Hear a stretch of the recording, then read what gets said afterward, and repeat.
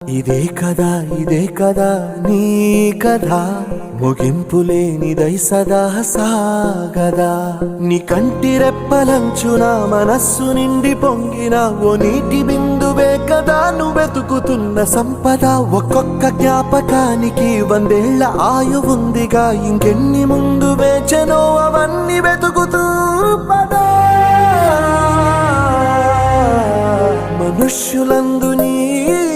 కథ మహర్షిలాగా సాగదా మనుష్యులందు నీ కథ మహర్షిలాగా సాగదా